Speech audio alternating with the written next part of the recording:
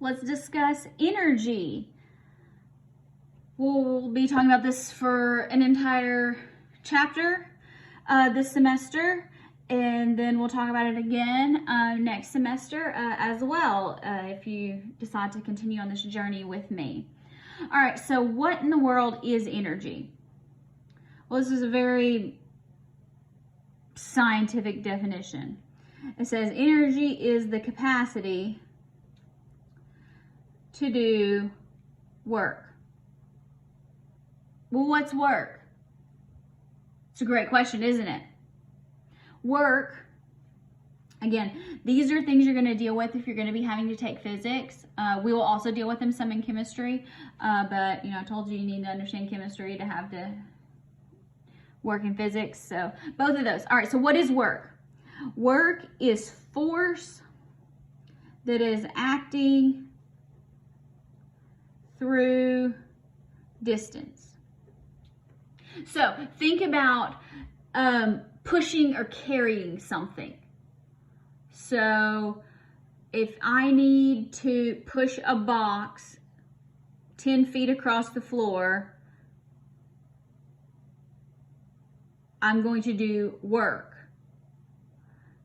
Now,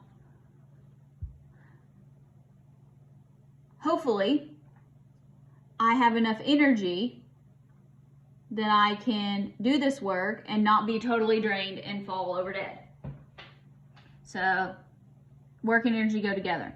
Now, different types of energy. Kinetic energy is the energy of motion, so movement.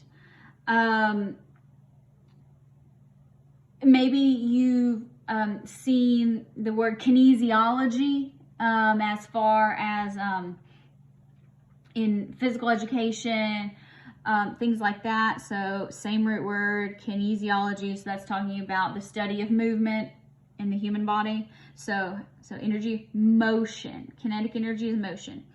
And it depends on mass, so how heavy something is, how big it is, and velocity, how fast it's moving. We'll discuss kinetic energy a little bit in the context of this course. You will deal with it significantly more when you get to physics. All right, potential energy. Potential energy is stored energy. And that is due to position or composition. What does that mean? All right, so I have this pen. Listen carefully. I'm going to set this pen on the edge of the table, which you can't see. All right, so my pen's sitting on the edge of the table. Now, right now, what's going to happen if I push it off? It's going to fall to the floor, right? Is it falling right now? No, you don't hear anything. So it's not falling right now. Now, so it has, but it's going to fall. It has the potential to fall. So it's all potential energy. Now, as it's going, I'm going to push it off.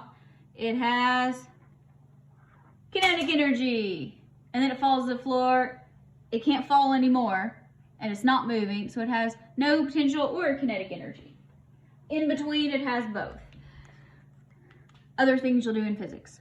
All right, so, but this is chemistry class. So we don't really care about position for potential energy. That's a physics thing. Composition we care about. Potential energy, batteries. We'll talk about batteries at the end of 180, how they work. Something you don't necessarily think about as being potential energy, food. Food is stored energy. Within your body, you have stored energy in the form of various molecules. So, composition is very critical in biology. And we talk about some in chemistry too.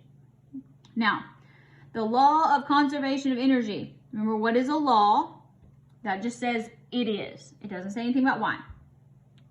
Energy can be converted from one form to another, that can never be created nor destroyed. That's a key thing. So energy cannot, nor can mass. So sometimes you'll see this, the law of conservation of mass, energy, law of conservation of mass. Just fill in the blank there.